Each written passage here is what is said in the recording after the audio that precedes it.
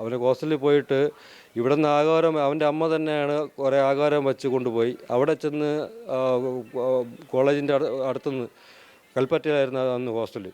അവിടെ നിന്ന് അവൻ്റെ കൂട്ടുകാർക്കുള്ള ആഹാരം കുറേ ആഹാരം വേറെ വാങ്ങി ഇവിടെ നിന്ന് കുറേ അവൻ്റെ അമ്മയുടെ കൈകൊണ്ട് ആഹാരം വെച്ച് കൊടുത്തു. കൂട്ടുകാർക്ക് കൊടുക്കാനാണ്, ഈ സിദ്ധുവിന് കൊടുക്കാനല്ല. സിദ്ധുവിന് നമ്മൾ അപ്പുറത്ത് അവിടെ വേറെ റൂം എടുത്ത് ഒരു ദിവസം താമസിക്കാൻ വേണ്ടിയാണ് കൊണ്ടുപോയത്. അപ്പോൾ അവൻ പറഞ്ഞു അവർക്ക് പോകുന്നതിന് മുമ്പേ കൂട്ടുകാർക്ക് എന്തെങ്കിലും ആഹാരം കൊടുക്കണമെന്ന്. ഈ റഹാൻ, അക്ഷയ്, ഡാനിഷ് അവർക്ക് എല്ലാവരും കൂട്ടുകാരായിരുന്നു. അവർക്ക് ഞങ്ങൾ ആഹാരം കൊണ്ട് കൊടുത്തതാണ്.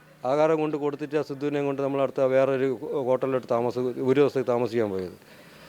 ആ കൊണ്ടു കൊടുത്ത ആ കൂട്ടുകാർ കൊടുത്തവർ അവരെല്ലാവരും കൂടെ ചേർന്നിട്ടായപ്പോൾ കൊന്നേക്കുന്നത്. അവർ തന്നെ ഈ വീട്ടിൽ വന്നിട്ടുണ്ട്. സിദ്ധുവിനെ ലാസ്റ്റ് എപ്പോഴാണ് കണ്ടത്? അച്ഛൻ പുറത്താണല്ലോ, എപ്പോഴാണ് ലാസ്റ്റ് കണ്ടത്? ലാസ്റ്റ് ഒരു അഞ്ച് മാസമായി. 5 മാസമായിട്ട് അവിടെ പോയി.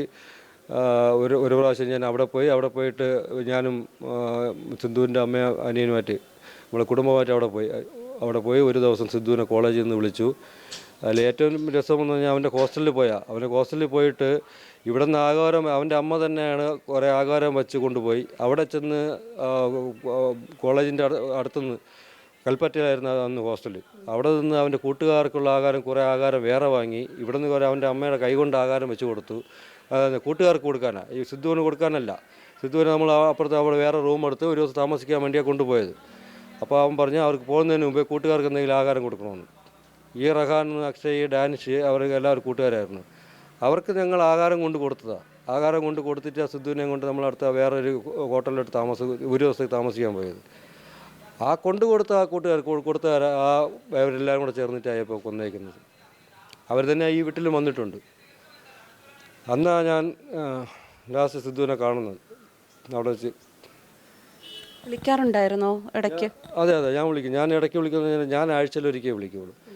ആഴ്ചയിലൊരിക്കൽ വിളിക്കും. അല്ലെങ്കിൽ ഞാൻ വിളിച്ചിട്ട് കിട്ടിയില്ല എന്നുണ്ടെങ്കിൽ ഞാൻ തിരിച്ച് വിളിക്കും. അപ്പോൾ അമ്മയെ എല്ലാ ദിവസവും വിളിക്കും. ഞാൻ ആഴ്ചയിലൊരിക്കൽ വിളിക്കുമെന്ന് പറയാൻ കാര്യം എന്ന് പറഞ്ഞാൽ ഞാൻ എല്ലാ ദിവസവും ഇവിടെ വിളിക്കും, വീട്ടിൽ വിളിക്കും. അപ്പോൾ അവൻ്റെ കാര്യങ്ങളെല്ലാം അമ്മ പറയും. അപ്പോൾ അവൻ്റെ ടൈം കഴിഞ്ഞിട്ടാണ് ഞാൻ ഇവിടെ വിളിച്ചു കഴിഞ്ഞിട്ട് എല്ലാ കാര്യങ്ങളും എന്തൊക്കെ ഏറ്റവും ദിവസമായിട്ട് 1 മണിക്കൂർ 1.5 മണിക്കൂറോളം അവൻ അമ്മയോട് സംസാരിക്കും. എല്ലാ കാര്യങ്ങളും പറയും. അത് കഴിഞ്ഞാൽ ഞാൻ വിളിച്ച് ചോദിക്കും എന്താണ് അവൻ്റെ കാര്യം, എന്താ അവൻ എന്തൊക്കെ പറഞ്ഞു. അപ്പോൾ ഞാൻ ആഴ്ചയിലോ ഒരിക്കലോ അല്ലെങ്കിൽ ആഴ്ചയിൽ 2 പ്രാവശ്യമോ അത്രയ്ക്ക് വിളിച്ചിട്ട് എന്താണ് ഏതാണ് ഇന്നെന്ത് ചെയ്തു ഞാൻ കൂടുതൽ പറഞ്ഞ 10-20 മിനിറ്റ് സംസാരിക്കും, അത്രേ ഉള്ളൂ. അത് കഴിഞ്ഞാൽ അവ ഇടയ്ക്ക് അങ്ങോട്ട് വിളിക്കും സമയമുണ്ടെങ്കിൽ, അല്ലെങ്കിൽ ഒരു മെസ്സേജ് അയക്കും. മരിക്കുന്നതിൻ്റെ അന്ന് ഞാൻ രാവിലെ വിളിച്ചിരുന്നു. അന്ന് ഞായറാഴ്ച, മിക്കവാറും ഞായറാഴ്ചയാണ് വിളിക്കുന്നത്. അപ്പോഴും ജയശങ്കറിന് ഒരു സൂചന ഒന്നും ഉണ്ടായില്ല. വിളിച്ചിട്ട് ഫോൺ കിട്ടിയില്ല. അന്ന് സാധാരണ വിളിക്കുമ്പോൾ ഞായറാഴ്ച എപ്പോൾ വിളിച്ചു കഴിഞ്ഞാലും ചിലപ്പോൾ ഫോൺ എടുക്കില്ല.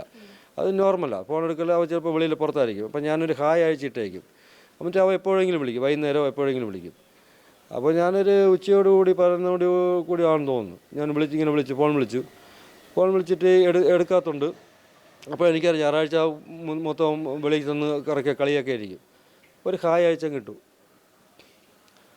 ഹായ് അയച്ചിട്ടിട്ട് അത് കഴിഞ്ഞ് 11 മണിക്ക് ആയിട്ട് ഹായ് അയച്ചു. ഒരു വൈകുന്നേരം 3 മണിയൊക്കെ ആയപ്പോഴറിയുന്നത് പോയിന്ന. ഇതിൽ നിന്ന് ഒരു ഇഞ്ച് പോലും ഞാൻ ഇതിൽ പുറകോട്ട് പോകില്ല. കാര്യം ഞാൻ തളർന്നായിരുന്നു. ആദ്യത്തെ 2 ദിവസം ഞാൻ തളർന്നായിരുന്നു. എൻ്റെ ദേഹവും ശരീരവും എൻ്റെ മനസ്സും എല്ലാം 2 ദിവസം തളർന്നായിരുന്നു. ഇനി ഞാൻ ഒരു ഇഞ്ച് പോലും തളരില്ല. ഞാൻ പൊരുതുക തന്നെ ചെയ്യും. എൻ്റെ കൂടെ ആരൊക്കെ ഉണ്ടെങ്കിലും ഇല്ലെങ്കിലും ഏത് രാഷ്ട്രീയ പാർട്ടിയുടെ ഞാൻ പിന്തുണയോ അല്ലെങ്കിൽ മീഡിയ പിന്തുണയോ കാര്യം ആർക്ക് വേണം എന്നെ സഹായിക്കാം, പിന്തുണയ്ക്കാം. ഇല്ലെങ്കിൽ ഞാൻ ഒറ്റയ്ക്ക് പോരും, ഒരു കുഴപ്പമില്ല. ഞാൻ 1 ഇഞ്ച് പോലും പുറകോട്ട് പോകില്ല. അവസാനം വരെ അവർക്ക് തൂക്കുകയർ കിട്ടുന്നത് വരെ ഞാൻ പൊരുതും ഈ കൊലപാതകങ്ങൾക്ക്. അവൻ്റെ അമ്മയുടെ കയ്യിൽ നിന്ന് അവൻ്റെ അമ്മ ഉണ്ടാക്കിയ ഭക്ഷണം വാങ്ങിക്കഴിച്ച് അവരോട് സ്നേഹം നടിച്ചു നടന്ന ഈ നരാധമന്മാർ അവർ തന്നെയാണ് അവനെ കൊല ചെയ്തത്. ഈ അച്ഛനും അമ്മയും പറഞ്ഞതുപോലെ നമ്മുടെ കുഞ്ഞുങ്ങൾ ഒരു അല്പനേരം നമ്മളിൽ നിന്ന് വിട്ടുനിൽക്കുന്നു, അല്ലെങ്കിൽ അവരെക്കുറിച്ചുള്ള വിവരങ്ങൾ നമുക്ക് അറിയാൻ സാധിക്കുന്നില്ല എങ്കിൽ ശ്രദ്ധാലുക്കളാകുക, അവരെ കൂടുതൽ വാച്ച് ചെയ്യുക. പക്ഷേ അവർക്കുള്ള സ്വാതന്ത്ര്യങ്ങളെല്ലാം കൊടുത്തുകൊണ്ട് തന്നെ അവരുടെ കാര്യങ്ങൾ നമ്മൾ മനസ്സിലാക്കുക.